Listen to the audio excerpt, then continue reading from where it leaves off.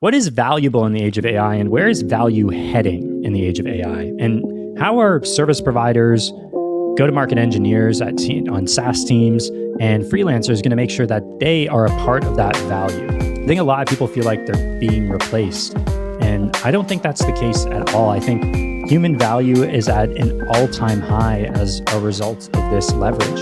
And in this video, we're going to cover why I believe that, who is going to be able to capture that value effectively, where AI falls short and where AI is good, as well as the skills you need to build in order to capture that value.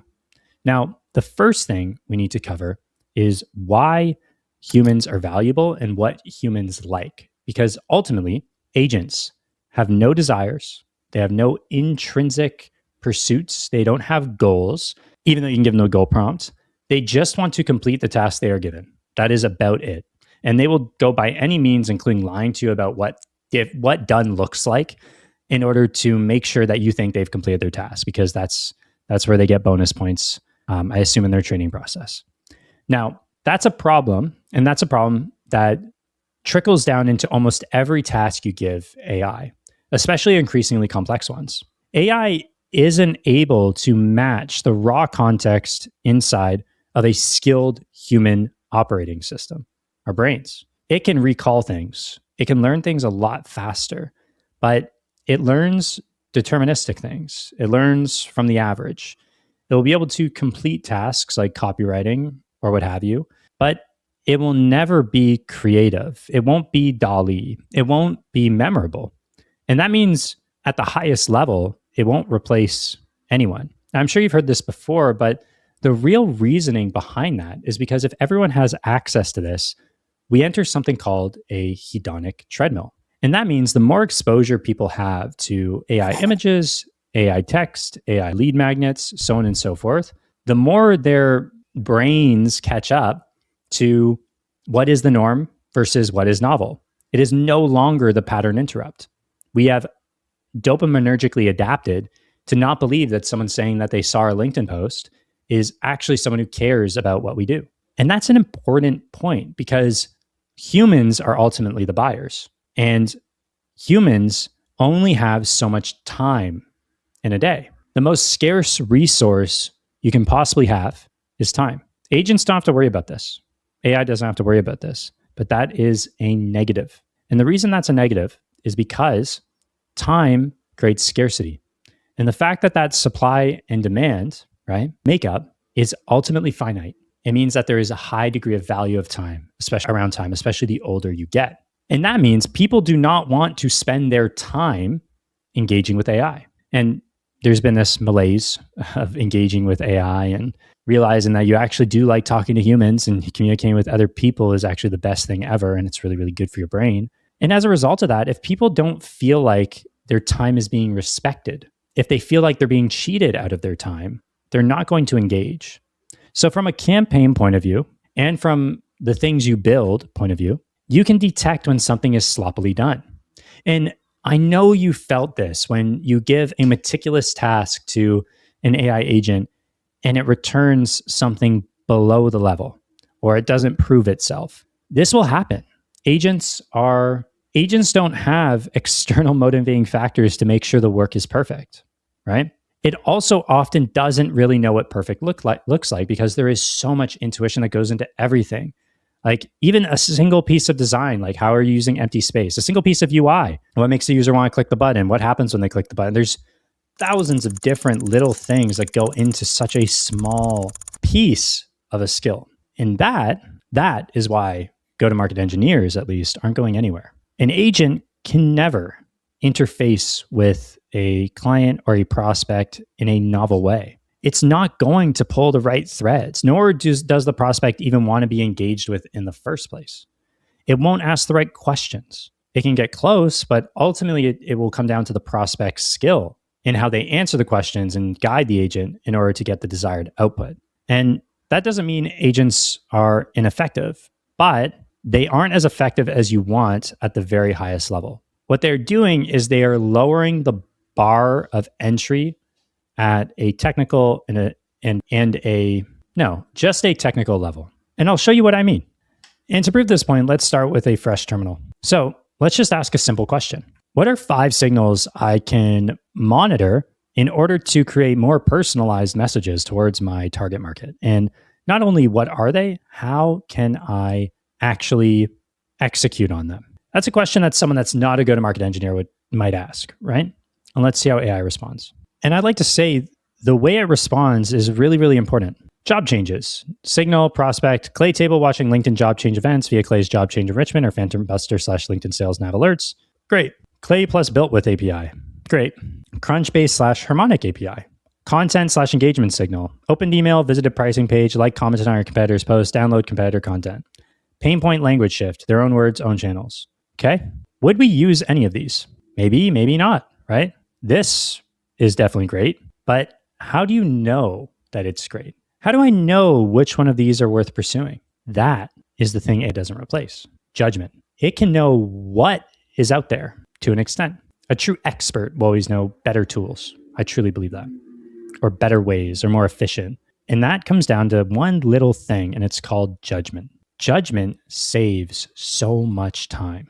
And because time is finite, an agent messing around and making mistakes at the judgment layer is the most insanely value deductive thing that can happen in the confines of a business. And that's because an agent doesn't understand the goals and desires of the business in the founder's head. Who can understand those goals and desires are the individual contributors. Who can understand their goals and desires are the agencies that come on board and service providers. And the reason we can do that is because humans benefit from helping other humans. It's written into our DNA. If I am really, really good at fishing and you are really, really, really good at making clothes, it takes me 1 hour to get the amount of fish it takes you 8. It takes you 1 hour to get the amount of fish that takes, or to create the amount of clothes that would take me 8 hours to create. If we trade those two values, we both save 7 hours. Humans are programmed to align their desires with the desires of others in order to accomplish unbelievable things. Unbelievable, like the pyramids, man. Agents aren't accomplishing that. It takes a lot of knowledge work. It takes a lot of coordination of people. And I'd like you to see a ton of people being coordinated by an agent. I know Bordy exists, but this is truly the exception, not the rule. So if judgment is the most valuable thing you can have, judgment, your ability to discern what is worth pursuing and what is not, your ability to understand the best way of doing something. Great. So what would I use to, great. So how would I build the workflow for content / engagement? Tell me specific tools, especially on the LinkedIn side. That important, by the way. My judgment is going to come in here. That don't compromise my LinkedIn account. Imagine if someone doesn't know that and then they start monitoring with a tool that uses their LinkedIn cookie and they get their LinkedIn banned. What is the repercussion of that lack of judgment, that lack of skill, that lack of understanding, that lack of thinking about the edge cases? Because even if you ask AI to think about all the edge cases, it's not going to get them. It's not. And you need to be able to discern between hallucination and what is true as well, right? Because these are guessing engines. They guess the next token, they guess the next token, they guess the next token. Humans aren't guessing engines. We're actually punished for being guessing engines. It's evolutionarily wired. Great. So it knows that we have certain things in our stack, which is allowing it to do some pretty cool stuff. But that's just because I have a knowledge graph hooked up. So the experiment would have been a little bit stronger outside of this. Unipile, this is false. This requires your LinkedIn cookie. Showing us how to send it. So it does give us a low-level way of executing on this task. Now, what would I do? Well, I would use the Harvest API and I would go hook up the Harvest API and simply, set up on trigger.dev which profiles I want to monitor through Harvest on a cron job. And then I would want to have significant filtering. See how it says, it says dedupe, which is good. Yeah, but it doesn't say anything. It doesn't say anything. And that's why I did this outside of our go-to-market working area or project. Doesn't say a thing about filtering the profiles. Doesn't say a thing about scoring them. Doesn't say any of the important stuff. That's where your value lies. Being able to discern between what is worth building for your goals and how to build it, judgment. Being able to judge what campaign angles are worth testing or not, and being able to find them. If an agent sees something online, it assumes that that is valuable, no matter where it comes from, basically. Your ability to discern what sources matter in your industry, what Reddits, what types of language, and even more importantly, to be honest, I think the most important skill, if we're going to get into it, the most important skill you can have is communication, live communication with other people, with your founder, with your client, with your prospect, with anyone. If you can communicate well, you will be able to uncover things about target markets that no one else can, period. You will uncover things no one else ever thought of. You will uncover that a newly hired CRO always feels like they've inherited a mess. Universal feeling that they, have a CRM and it feels like no one actually uses it. That happens a lot at legacy companies. And you'll understand the way they describe it in their own words. And that's going to be way, way more valuable than knowing how to build this workflow. Because one thing it's really good at is if I say, okay, great, I think the Harvest API is better for this. Let's set up a job. Let's not even say that. Let's schedule an automation to grab the engagers from the LinkedIn profiles I provide you, or even better, from LinkedIn profiles you think might be good for my business, because that's what people do. They're thinking to AI, which is a huge mistake. And I want you to name the tools and build out the workflow scripts in order to monitor this system, monitor these profiles. And let's make sure the profiles go to a CSV that gets emailed to me. That's silly. Go into a CSV or go into my CRM or show up in Clay. We'll let that run in the background. So with infinite things you can do and infinite things that you can build and infinite access to information, what is valuable? Two things. Judgment in connection to the goal at hand. And that has layers. Time is finite. And that means judgment, being good, is the best way to compress the amount of time it takes to accomplish a desired goal. Agents can't understand either of those things. Their time is not finite. They don't even know what time is.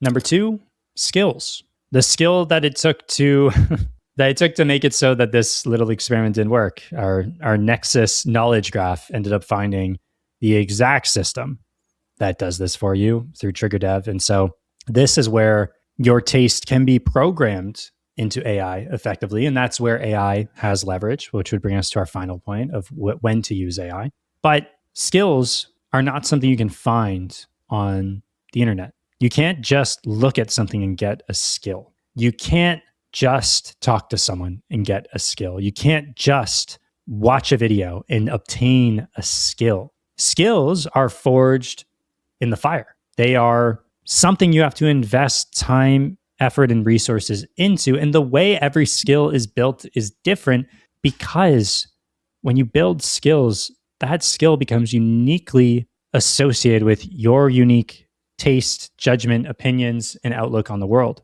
And that taste and opinion is what is valuable because you can't fake it. AI is really bad at faking that. And so when you send an AI only message that doesn't have your taste programmed into things, you can get certain levels of taste programmed in, but this is the reason why AI is so uniquely bad at writing.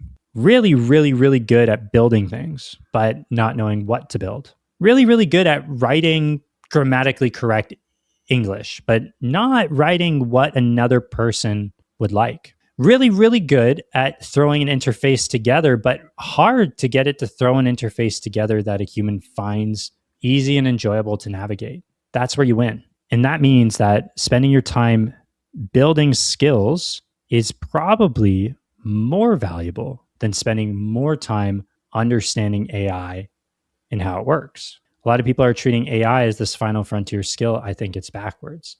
AI is always going to get more capable and smarter, but it's not going to get real skills. I think that's why the big revolution was being able to give AI skills. But this needs to be done so much more meticulously than people think and realize. And even with skills, they can't work asynchronously. They require tons and tons of human in the loop from expert humans. And so if there's one thing that you can do, it's to use AI as a way of amplifying your judgment. Being able to put together these trigger.dev workflows is amplifying my judgment. You want to find the little areas where it's not about what the AI says, it's just about what it builds in the output of that.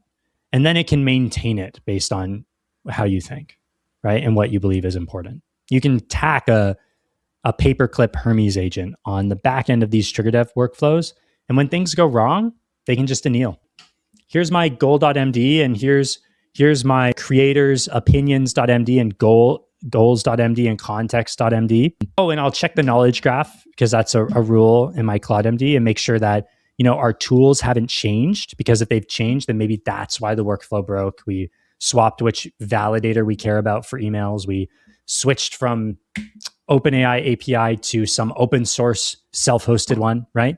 That's where AI has leverage, right? It really is more so the grunt work aspects and highly technical things that are extremely, well, not deterministic, but do deterministic things because you can audit their outputs easily and you can make the output consistent. And I think that's why ultimately AI is being tailored towards being good at coding, because coding is what facilitates those things. So if you want to be valuable, focus on sales and communication and focusing on building skills outside of AI and putting the hours into building those skills. Use AI as an aid to help you accelerate your learning. But for the most part, AI is going to be good at deterministic pipelines that take what you do and check back and forth with you in order to accelerate that work and then maintain those systems over time. And that's how you stay valuable, because your judgment and opinion and outlook on the world is different from everyone else's, and your ability to communicate with others with skill and judgment and build out, let's call it network is your net worth, is something AI can't do. It has no motivation to do. And that's where I think value lies.